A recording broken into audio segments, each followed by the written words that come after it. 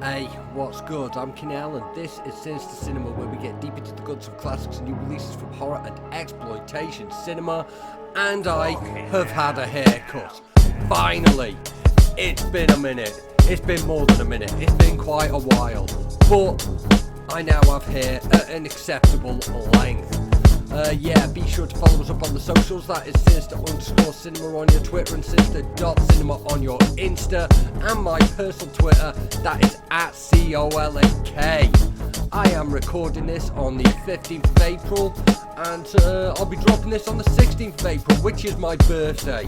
So be sure to watch it. So if you haven't already, I was about sorting us out with a like and a subscribe for my birthday. Why not? But anyway, let's get into this. I'm going to continue my series of reviewing Season 2 of AMC Shudder's Creepshow, which I've just watched. I've been quite enjoying this series so far, and we've got 2 episodes here. Well, it's like 2 stories in an episode. We have The Right Snuff and Sibling Rivalry. Now, The Right Snuff is... It concerns 2 astronauts who are up on a space station. I think it's set in like the 70s or 80s, judging by the stylization of it. And this one, bit more.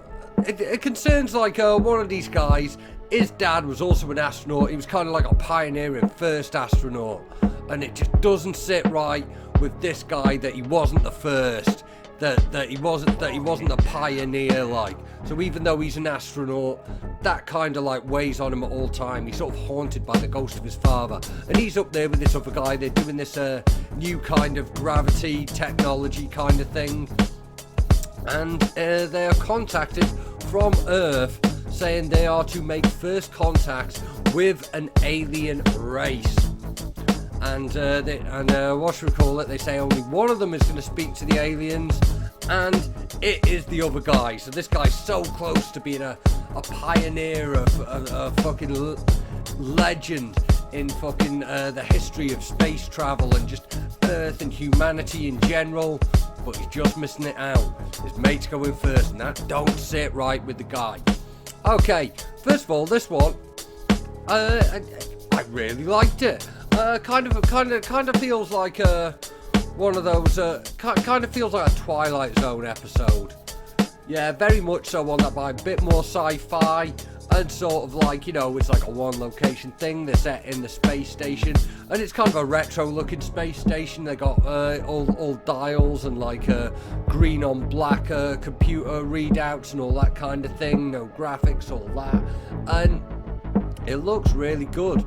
And the performance is by, I should add, it was directed by Joe Lynch, who's got a few bangers under his belt. I think he did Dead End, and he did Mayhem, he did all these kind of things. And it was written by Paul Dini, who wrote Birds of Prey. And you can tell these guys love this sort of, they enjoyed this format.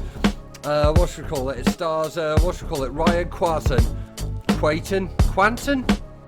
I don't know. He was in True Blood, and Brecken Mayer, who was apparently in Clueless. And like very much like a Twilight Zone, like one location thing, which again works very nicely for these types of stories, which fit him. I really feel that at this point, like certainly a lot more so than in the first season, Creepshow, the series, has found its voice. Like, it's doing things right. There was a lot of like sort of shoddier elements in the first one, but the shoddier elements kind of like, it looked like visual budgetary constraints where they weren't really managing to do what they were trying to do. But in this, when you have like some of the cheaper looking special effects, which is when we see the aliens at the back end of this, it feels charming. It feels like it suits the EC Comics vibe. It feels like it's part of the overall aesthetic, or the overall Creepshow aesthetic, and it just makes it a lot better in my opinion. Anyway, stuff happens, and like, I'm not going spoilery on it, but yeah, great, brilliant story, flipping nicely written, well directed, and I enjoyed it a lot. Now the second story is called Sibling Rivalry. And there's a bit of a history to this story. It's a bit of a, a last minute replacement kind of a thing. Because originally, Marilyn Manson was scheduled to appear in a segment in this episode. But that got pulled. And there seems to have been like quite a rapid turnaround with what we got instead from them. I think it was on the 2nd of February was when announced Marilyn Manson's episode was getting, segment was getting dropped from the series, which was around the same time he was getting dropped from his label, dropped from American Gods, all them ones there. So that was like the 2nd of February. And by the 18th of February, there's an interview with Greg Nicotero talking about the series and like talking about how they were glad to get shot of him and they wouldn't dream of having something like this representing the brand. And he was talking like they already had, they're replacing it with an episode with Molly Ringwald, directed by Rusty Kundieff of, I'm never 100% on his name either, who directed Tales from the Hood. And,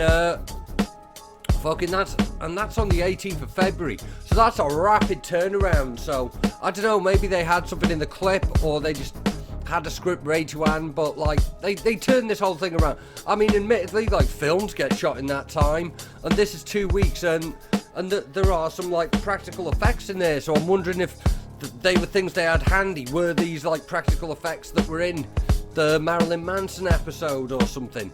Because like it doesn't look like it was put together in a rush compared to the other episodes in the series.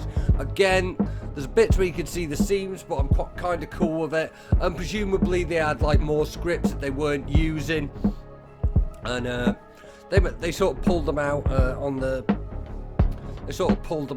rapid when they needed to. But yeah, this one. It sort of concerns a young girl played by Maddie Nichols from Dara, and it opens up, she's speaking to the school guidance counsellor played by the Breakfast Club legend Molly Ringwald, and she's convinced that her brother is trying to kill her, and she's talking about all these things that have happened recently, all these really like quite attenuating,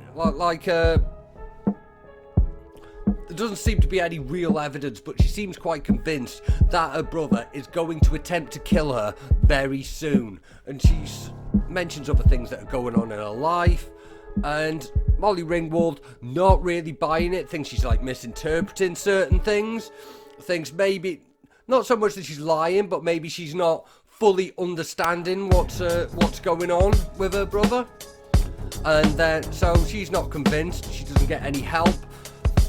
And she sends her off home. She gets home and confronts her brother, and then they have a conversation.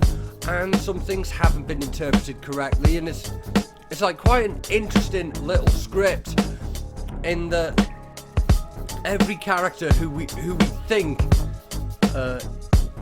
understands what's going on. Here's another version of events. It's like multiple unreliable narrators before getting to the conclusion, which, without getting too spoilery, there's some fucking blood involved. Yeah. So this is like quite an interesting watch. As to why they didn't include it originally prior to dropping Marilyn Manson, I'd say that it doesn't really fully fit with the EC Comics aesthetics of it. The story writing certainly.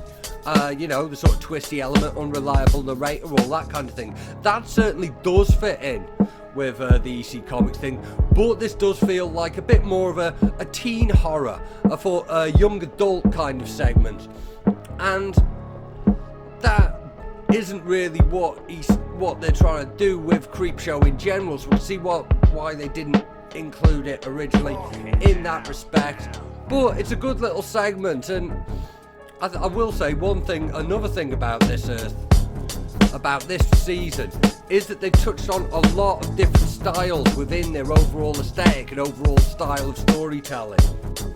There's a lot, from starting off with like something almost Spielberg-like to go into more classic monster styles to like in this episode alone we've got that Twilight Zone sort of like retro sci-fi vibe to a more young adult thing. So I think it fits in quite. Maybe it isn't as strong as some of the other segments, but for the rapid turnaround, I still rated it. I've got a lot of time for Rusty Cundy. Sorry, man. I don't know how you pronounce it. But yeah, Tales from the Hood. Big fan favourite round here. I say fan favourite. I'm the fan. I'm just this one guy going on about it. Big favourite. Great performance from Molly Ringwald. And my phone screen's gone down. So where are we? Yeah, and Maddie Nichols. Great in the lead role, and Andrew Broder as a brother. I should learn how to pronounce these things before I start speaking, but it's not who I am, lads. Anyway, I am about to get a beer so I can start my birthday with a hangover, and because I can go to beer gardens now, so there's that. But yeah, that's been this episode of the Creepshow. I'd say overall it's probably not quite as good as last week's episode, but still pretty good. Like I say, this is the season where it's found its voice. So if you watch a few episodes this season, then, you know, I think you'll be able to guess if it's like for you or not. Like I say, if you can find like the scene showing a bit charming like I can, then definitely for you. You know, if you haven't got that kind of suspension of disbelief and you're not really willing to enter into this kind of 50s comic book horror world, maybe not. But, you know, flipping, the segments are only 20 minutes, so it's not a big investment of your time to check a couple out. Anyway, I've been Kinell, this has been Sinister Cinema. Be sure to follow us up on the socials. That is Sinister_Cinema on your Twitter and Sinister.Cinema on your Insta. Follow my personal Twitter at COLAK. Like, subscribe, comment, them ones, you know about them. I'm Kinell, Sinister Cinema, safe.